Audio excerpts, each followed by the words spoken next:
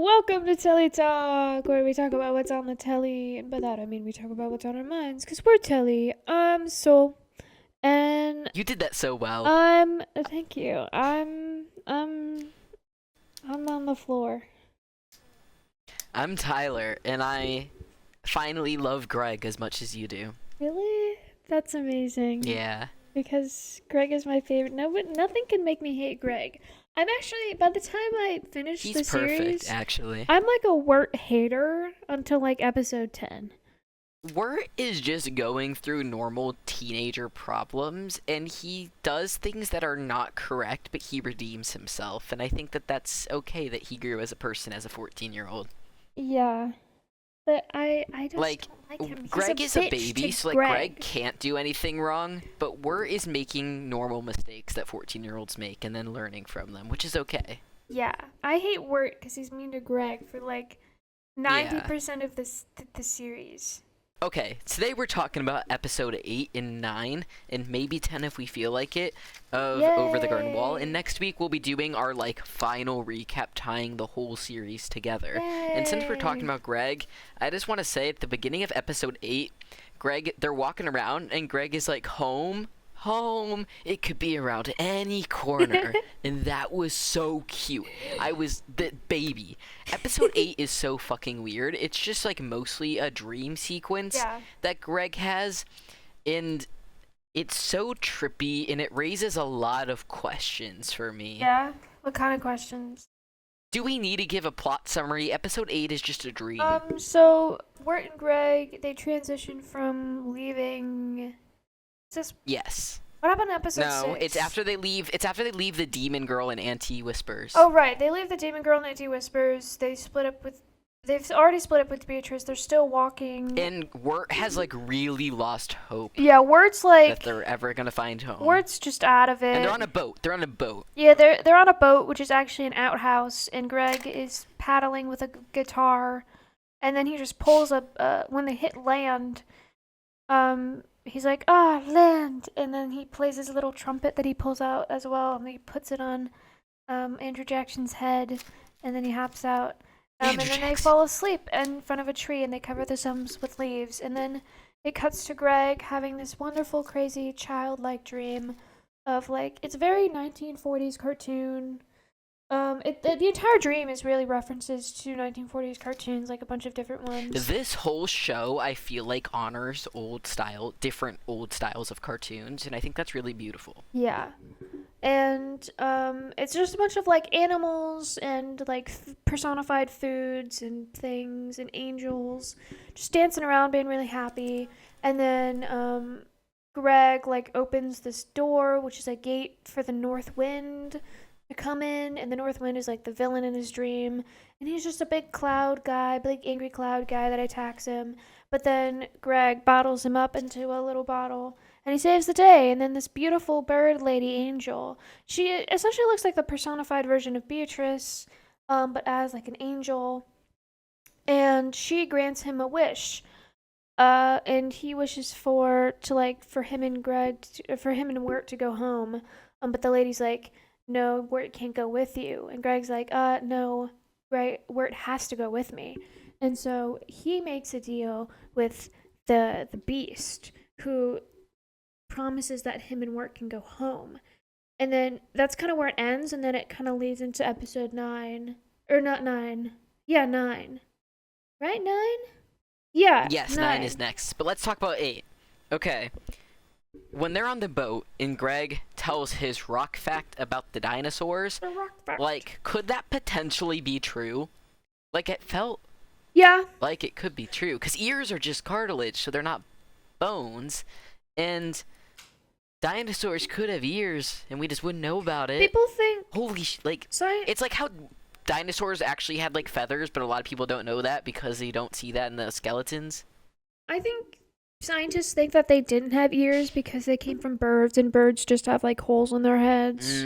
They don't have ears. And, like, reptiles, too. Yeah. That makes sense. Because we don't see evidence of that in modern birds and reptiles. Yeah. I see that.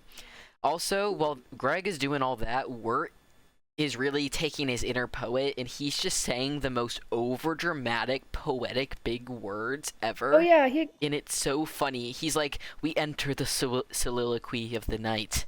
And he's just so depressed and he poet. called the beast an obsidian cricket. That is And then crazy. Greg is just like, "Hut, cricket." Cause I didn't realize that the guy singing in the background is the beast. Like in episode Yeah, 5, was it, when they were yeah. when they were at the tavern? 4. When they were at the tavern, yeah. And there was like a guy singing in the woods. That wasn't the woodsman, that was the beast. Isn't that crazy? And like he sings it throughout the rest of the series as well, Yeah. which is Okay, interesting. so they get to land, and Wirt's like, Greg, you're always fooling around. Then it cuts to Greg, and Greg's like, what? As he's upside down with his frog. Yeah. And it was the funniest cut ever made in television, actually. And then Wirt's given up, and Greg is so, like, innocent and has so much faith. And he's like, oh, you're putting me in charge. Okay, Wirt, I'm gonna get us home. And he trusts Wirt so much. And it's so adorable how much Greg trusts his older brother. When Wirt is just being a depressed dick. Like, Wirt could not give less of a shit about Greg. But Greg Thinks Wirt is, like, amazing. Yeah, he puts in so much effort into, like, loving Greg and doing To everything for Greg. And you especially see this in episode 9.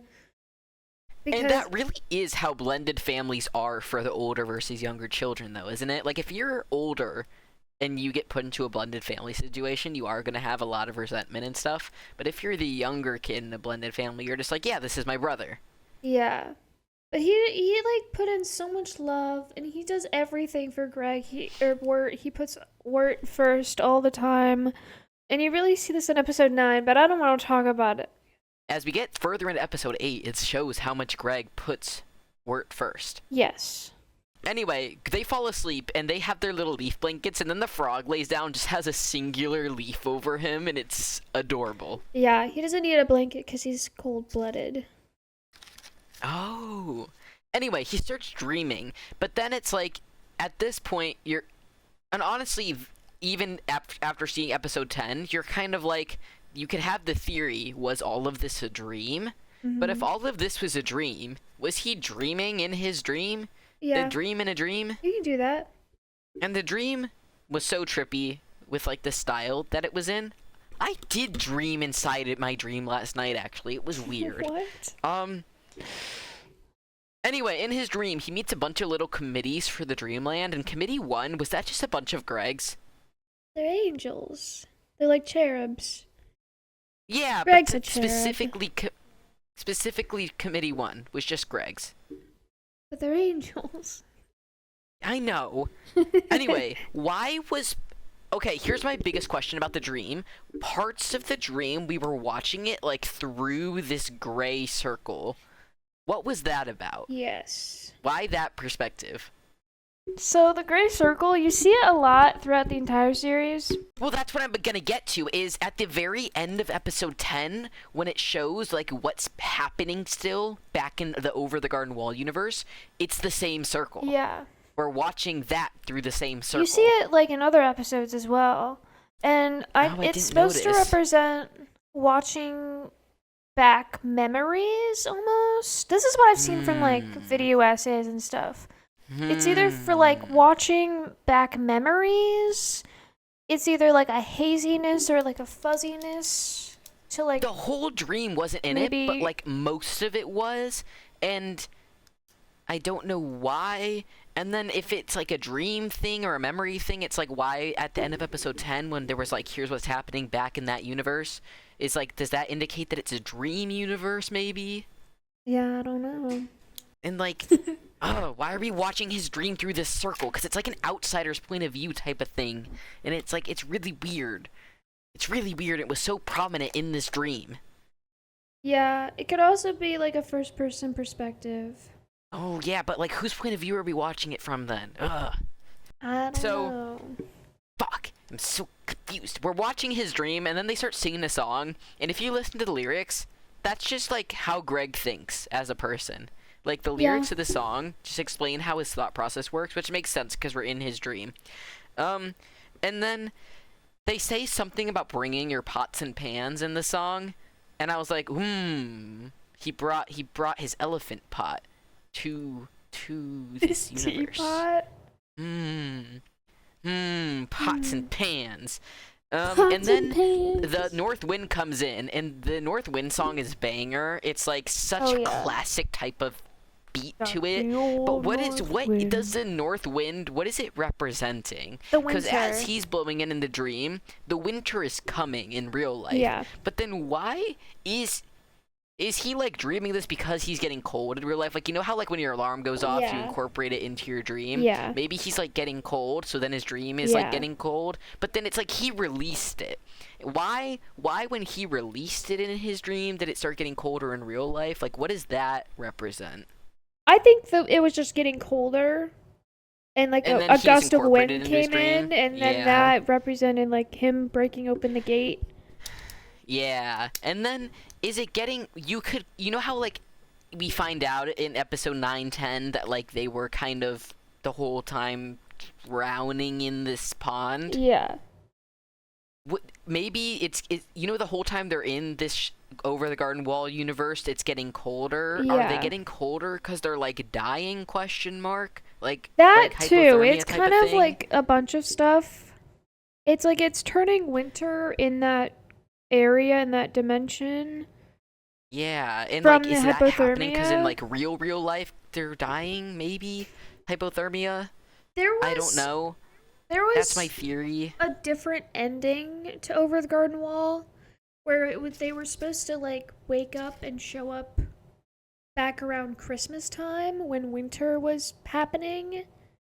But they ended up just keeping it all in the same night, which also Yeah, because then that makes a waking lot of up questions. not even an hour later. No, it's like this in, whole like, the thing real happened in no world? real time. But we're not getting into that yet. We're Yeah. not getting into Yeah, that yeah. yet. Sorry. That's next week. Anyway, he's having this dream, the North Wind comes, and there's like a little chase scene, and I feel like almost every episode of this show, like every other episode had a really classic, like Tom and Jerry type chase scene that took Yeah. up like 30 seconds of screen time, I loved which was it. so fun. But I just like the gorilla, the boat, the North Wind. I'm probably forgetting more. So many episodes had a chase scene, which is just really cute, entertaining to the kids, right? Yeah. And then he bottles up the North Wind, and then the lead angel president lady comes down and is like, Lady. you get a wish, but look, Wirt's turning into the thing, and then Greg like blames himself. He's like, oh, I wasn't being a good enough leader. Wirt's dying, and that's so sad that this kid is blaming himself, and it's probably like because Wirt was blaming him right before they fell asleep. Yeah, for sure. Before we move on with Greg, this is kind of hard to put together unless you watch it back like a couple times, but the characters in his dream, there were like a group of characters, specifically the ones where when he first enters the dream and there's like probably like 8 of them like walking beside him when he's like on the bed with the donkeys. And those are the kids from the Halloween party in episode Oh my 9 god. or Yeah, 10 or like you know when 10. you have a dream and your dreams are always like real people Yeah. that you've seen before. Fuck, man. So there was like a bird person, there was a clown, there was a pizza man, and those are all kids that you could see in the Halloween party. Made a promise, we made Also, a deal, and Obviously, then the bird lady angel from Greg's dream was supposed to represent Beatrice, because Beatrice, when he first met Beatrice, he was supposed to save her, and then she was like, I owe you a favor, and Greg's like, you get me a wish. I wish for this thing. And she's like, no, I don't give out wishes. And so in his dream, he made up this Beatrice angel lady, bird lady, to give him a wish, because he wanted a wish, and his wish was for him and Wirt to go home. Then she couldn't make that happen. But also the bird angel lady was also the North Star, because when she disappears, the North Star like sparkles. And then he made the deal with the beast. What Greg wished for? He Because- wished for him and Wirt to go home. No. But then the lady was like, you can't do that, word's too far gone. The only person who can change his fate now is the beast. And then Greg was like, okay, I have a new wish. And then he whispers it. And then he goes off with the beast. And the beast is like, oh, we make a deal. So it seems like he wished for, like, him to talk to the beast, maybe. I feel like that was the implication. I think he wished... I'm gonna Google it. He wished for, like, the beast to make a deal with him, but then also that's what not it seemed hurt like. Wirt. Like, Greg was sacrificing himself. Like, that's what he was doing when he was making this deal for the beast. It seems like for the beast to take him instead of Wirt, maybe? Yeah, it was something like that, because in the beginning of episode 9, we see Greg doing these, like, trials, these riddles. Yeah, and that didn't make sense. That didn't make a lot of sense. We'll talk about that when we get to episode 10. That's in episode 10. But that was really confusing. It seemed like, and then that, honestly, that goes with my question. Episode 10, he starts turning into a tree, but you can only turn into a tree if you lose hope, and he never lost hope. So I guess you could argue that his wish was for him to kind of, the beast to take him in Wirt's place, so Wirt could go home. I also think the beast just had, like, access to him because he was alone. And so he was, like, vulnerable. I am going to assume that his wish was for the beast to, like, take him instead and, like, leave Wirt alone, and then that's why he made a deal with the beast. Yeah. But then, because he wakes up from his dream and then the beast is just there with him making a deal, this implies that his dream somehow had an effect on reality.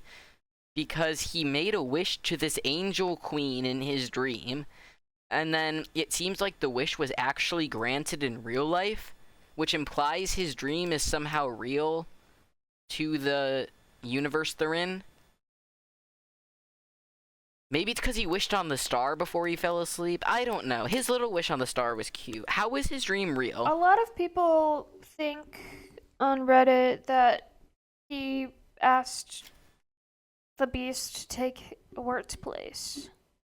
Okay, so that's he was kind of my sacrificing theory. himself. Greg, which is so cute how much he loves Wirt that he would sacrifice himself. But Wirt doesn't even notice when Greg wanders away. I know. Wirt's a fucking bitch. I fucking hate him. And, like, it makes sense. Greg is a really pure 5-year-old, and Wirt is, like, going through his teenage angst. Like, everyone's an asshole when you're 14. You threw a pine cone at me when you were 14. Yeah, but, like, if you went missing, I would fucking look for you.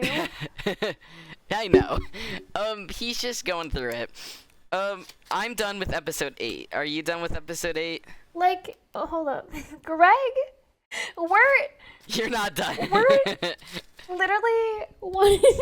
I guess this is going into episode 9. Wirt literally, like, offed himself in episode 9 because he realized his crush found the tape that those, like, girls put in her jacket. Like, he was on top of the wall with Greg and then saw that Sarah had taken the thing out of her jacket. And then he was like, well, my life's fucking over. Let's go. And then they jumped over the fucking wall, not really knowing where they were going to land. So he was literally ready to fucking kill himself. Into the unknown. That's why it's called Into the Unknown. He was ready to just straight up kill himself in that moment. Because his crush found a tape. Honestly, that you couldn't even listen to. That's what being 14 is like. That's just what being 14 is like. I would not have done that. If that happened to me when I was 14, I would have been ready to kill myself too. Not my brother, though. I wouldn't have let my, like, younger sibling die. Well, there was poetry and clarinet on that tape, man. I actually found what was on the tape and I listened to it, and it is really fucking embarrassing. It's so Okay, you need to send shitty. that to me, actually. It's so and we'll talk funny. about that next week. Let me write that down. It's just like him improvising a poem while clarinet plays in the background. That's adorable. So okay, funny. okay. Episode 9. Episode 9 is great because you know how, like, I've been asking so many questions, Yeah. wondering why episode 1 starts the way it does and how they got where they did. Episode 9, it makes everything make sense. It connects all of the small details that I just assumed was part of Greg's character, and you were like, why aren't you questioning this? Episode 9 Yep. makes every single thing ever in this show make sense. Yep. Except for, like, everything. I mean, everything still doesn't make sense, but Their every detail makes backstory sense. Yes, and it's glorious, and I love What? episode 9 Hold up. so much. Hold up. What? They're What? taking over the Garden Wall off of Netflix, off of Hulu in 13 days. Why? Why? I don't know. What? But it just says it expires in 13 days. Why? It's like peak. That October's like when people watch it. That's so weird, man. That's Peak actually fall. crazy. That sucks. Where is they moving it somewhere? It's on HBO Max. I know. That's good. Okay. I just like that episode 9 is called Into the Unknown and episode 10 is called The Unknown because you don't really know how episode 10 is going to go, and episode 9 is like first where it's like into the unknown because he's going to go like confess to his crush, which is cute, but then it's like they actually go over the garden wall like into the unknown, and he doesn't know what's on the other side Yeah. when he jumps over it. So that's really cool. Episode 9 starts and it's like, holy shit, this is backstory, this is lore, and you see Wirt in his room and he has his little clarinet on his bed, and basically he's gonna go confess to his crush Sarah, who we've already heard about. It's like, yay, we know that name. Can I? And it's Halloween. You want to go? Can I tell you about everything about in Wirt's room that connects to everything in the Yes, series? please, actually. So if you just look at Wirt's room for like a minute, you can spot an object for every single like place and every single person that they've met. Especially just on his desk. Really? Like if you look on his desk, there's a That's- train set, which is the train that's gonna hit them. There's a cup of tea for the tea for Mr. Endercott, for the tea people. Oh, There's- so that implies that all of this is just his imagination, like Maybe. things in his dream pulled from his room. There's a cabin. There's some snow. He also has this architecture books, which is why he had made that weird, interesting comment in episode 5 about the Oh, this little architecture. architecture nerd. He's like a really cute nerdy boy. Like he's just into clarinet and poetry and architecture. Like he's a sweet boy. He also, if you look in the like the far left top corner, you'll see a poster with a black turtle on it, and I believe that's a band Oh my poster. god. Dude, I have so many questions about the turtle because you're like, they're just turtles. But listen, if they were just turtles, they wouldn't have turned a Do you want me normal to just dog tell you? into a demon dog by him eating it. Do you want me to tell So you about the what's black going turtles? on with the turtles? Yes. Yes. So you're gonna be really mad about this. I feel like you've been lying to me, I feel like. You're gonna be- You're like, they're just turtles. Tell me. So unfortunately, they are just fucking turtles because Then why did a dog eat it, turn it into no, a monster? Listen. Patrick Mahale never finished what they were supposed to be, or that he threw away the idea of what they were supposed to be. They were supposed to be part of the storyline in some way, but he ended up just not following through with it, and so now they're just regular turtles. Wait. that appear in So every you're telling episode. me they made episode 1 have a turtle turn a normal dog into a demon, and then they were like, oh, don't have time to finish this plot line. Well, the way he said it was he said it was like I forget how he worded it, but he was like, it's just an imperfect stitch in a huge quilt. Like it's just like something that didn't work out and it was too Makes me late to mad. throw away. And Okay, so it's does just this a take place thing in, that like, exists. The 90s? A lot of people say either the 70s or 80s. So 80s? you were- Okay, I wasn't too far off. You were close. Because at the beginning, 'Cause- when I first asked you, you guessed around the 70s. And then the second time I asked you, Oh, you said cool. the 1920s. Listen. I just feel like this could take place anytime ever, actually. Before you get to episode 9. Like, any time ever would, in theory, work. Yeah, because Before episode all 9. the characters that show up are either from, like, late 1800s or from, like, early 1900s. And then episode 9, really, episode 9 doesn't give us a ton of indicators, but except for the fact that, like, there is a tape recording is, like, a main plot point, right? Yeah, so, people looked at the tape recordings, people looked at the style of, like, the police car and was like, yeah, that's a very 70s, 80s style police car. And based on the tape recording, I was thinking 80s or 90s because that just felt right with how the tape recording was working. Yeah. Oh, also, there's this one scene, like, right when it's, like, where it's still in his room, but there's this one frame where it shows his wall behind his bed, and there's this weird-ass map on the back of his wall that I could not figure out what it was. Also, on the back wall, he has like a cuckoo clock collection, which has little cuckoo birds that like come out of it. So that could have been the bluebird thing. But there's this. Is all of this universe just things that his brain pulled from his room? Interesting. I don't know, because then Greg also witnessed it all, you know? Listen, we're gonna theorize next week. There's so many questions. I like how I thought this, before I watched this, I thought this was a show about actual gnomes. But then it just turns out he dressed up as a gnome for Halloween. Because I was like, why is he dressed like that? Well, Halloween. actually, we don't know what he dressed up. We don't know what he's dressed No, but as. that girl thought it was it. Yeah, he just put something together. But that girl at the football game was like, "Are you a gnome?" And he's just like, "I'm something."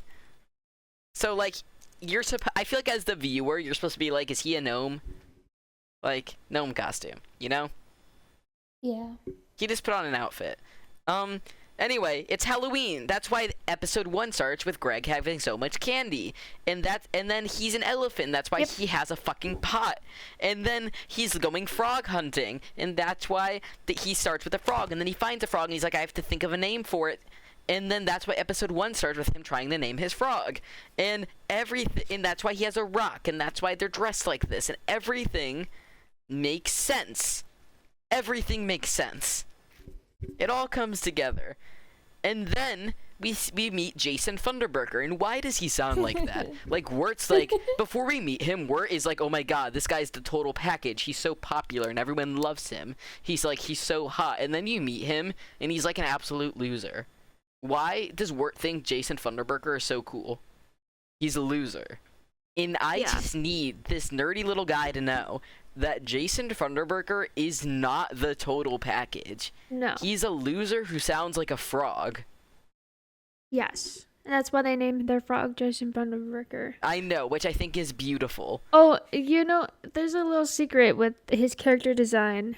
He was designed after what Patrick Mahale looked like when he was a teenager.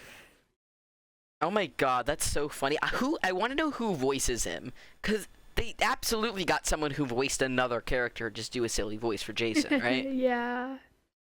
Who voices him? I don't know. Because I just know that's what they did. When they're going to the party, I noticed this on my rewatch, you can hear the guys out front talking about games, and they're like, you can play one old cat, you can play two old cat. 2 old cat! And I loved that detail. I loved that detail. Then they go to the graveyard, and then they do the thing. They do the name of the show. They go over the garden wall. And then they find a frog. And I still wonder how the frog, while he was singing a song, knew over the garden wall. The frog knew where they were. The frog did this. Greg said it was a lucky frog. My theory is the frog did this to them. I don't know how, but the frog knows too much. What? Listen, the frog sings a song about how they're over the garden wall, but the frog wasn't with them when they went over the garden wall. But the frog knows. The frog put them there. I just feel it. Greg called it their lucky frog. Wait a minute. The frog did this. The frog had to be with them when they went over the garden wall. No, they didn't find the frog till after they went over. They went over, and then they found the frog. Oh. Oh yeah. Anyway, when the train came to almost hit them, I lost my mind. I thought they were gonna get hit and die. I truly thought that the train just ran them over, and this was like their life flashing before their eyes this whole show. And I was like, no, that's way too dark. But like, that's what I thought was gonna happen. Yeah. And then they fall into a pond, and I'm like, oh my god, they're drowning. They're dying. And like, no, this is a kid's show. They're not just gonna die. But like, did they? I thought they were about to. And then it cuts back to the Over the Garden Wall universe, and Wirt drops this insane line where the bluebirds are like, you're not gonna be any good to him dead, and Wirt goes, I was never any good to him alive either. And that was crazy. But that's like really where all his character growth happened. Yup. I just want to say that the intro song for episode 9 is my favorite song in the entire series. It's just such a fucking vibe. Like, I listen to it all the time. It's a staple in all of my playlists. And also, I think I'll have to Patrick listen again. I think Patrick McHale himself sings it, which makes it so much Aw. better.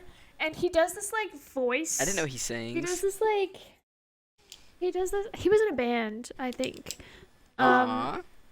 But he does this like voice screech thing that is just like, it tickles my brain Tickles the so brain. nicely, and I love it.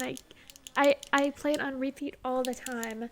And also the train song, I sent it to you before we started recording, but the train song kind of, I didn't listen. I will though. we can definitely talk about it next episode, because Let me write it down. it talks about them dying, and how fuck. it's like one of the I wrote down one of the lyrics, but it was like, Dude, I'm so excited to talk theories with you next week. Like, episode 10 is crazy. Anyway, there was one other really funny part where Sarah was like, we're gonna go to the graveyard and drink age-appropriate drinks and not do illegal stuff and only do age-appropriate stuff. And that was so funny. oh yeah, I wrote that down, and I was Like, like, she said that's it so sus. many times. That's so sus. That's hilarious. The amount she said it made it so suspicious. Like, if she said it once, it's like, yeah, that's normal. But then she kept going, and I was like, oh my god, this is a kid's show and they're drinking alcohol. Yeah. Well, they weren't allowed to do that. Of course not. I like that Greg was like walking away from that lady's house, and he's like, thank you, old lady McDaniels. And then she's like, don't And call she's me like, old don't lady. call me old lady. And he was like, okay, young lad. He was like, yes, sir, young man. Yeah, yes, sir, young man. I love him Greg so is much. his elephant costume, and then he was like, I'm a headless elephant. He's perfect. He's perfect. I love him so much. I loved Sarah's costume. I don't know if she's like a goth clown or just like a skeleton clown. Oh yeah, then it like cuts to Beatrice's. He's like works inside Beatrice's home, and she has like fucking 13 siblings, and her mom's there, and she's like, eat your dirt, and then they just like, I don't know how Wirt fit in this side of the fucking tree. But I saw theories where people think that the frog is like Greg's heart. And as you can see, as like the episode, as Wirt's trying to find Greg, it gets like weaker and weaker. And I don't know if that's just like the frog dying from the winter, or if it's actually supposed to represent Greg.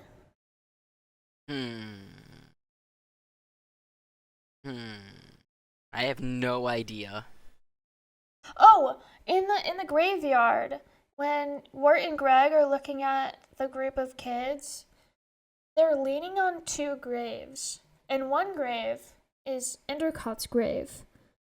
And the other one, Holy shit. like, it says Endercott on it. And the I other was trying to grave- read the graves, but I couldn't read most of them. Yeah, most of them aren't anything. But the one next to Endercott's, people think it's Fred's grave, the horse, because it has a little horseshoe on it. And then I think that's really cute. And so that's where kind of Endercott comes from as well. It's really hard to think if this is a real place or if this is a dream. Because in the end of episode 10, you see that the frog in the hospital as Mm-hmm. Greg's shaking him around. The Mm-hmm. frog has the bell still inside of him, Oh my God, you're right. and it's It was glowing. real. It was real. So it's like, We're gonna get into is that it next week. real or is it not? We're gonna get into that next And week. well, you'll I find really out want to next talk about it week. now. I'm so excited for next week. You guys, okay, thank you for listening to our podcast. You guys need to subscribe so you can hear the rest of this Absolutely. conversation happening next week, posted a week from now. You got to go watch all the episodes of our Over the Garden Wall September series because it's so much fun and I love it so much. You can see each moment when Tyler connects more and more dots. You can just see how much I'm connecting all he's of the like, dots. oh my God, because I've at been- least twice an I've episode been he goes, oh my progressing. God. Oh my God. Yeah. I've been connecting more and more. You guys aren't ready for next week. I'm gonna connect everything. I'm gonna do so much research. I'm so ready. Also, I found out that there's comics of like in between moments between episodes that he put in like these little short stories with the characters and stuff. And I haven't read them, but they're like $2 on Amazon. And they're really cute. And one of them is like the frog meets his family. Or something like that. And I kind of want to look into them for more lore. So that would be cool. I'm excited. Yeah. Excited. Yeah. Okay. Goodbye, dear listeners. Goodbye. We will see you next week. Jump out of the flying train. No. Jump over your closest garden wall.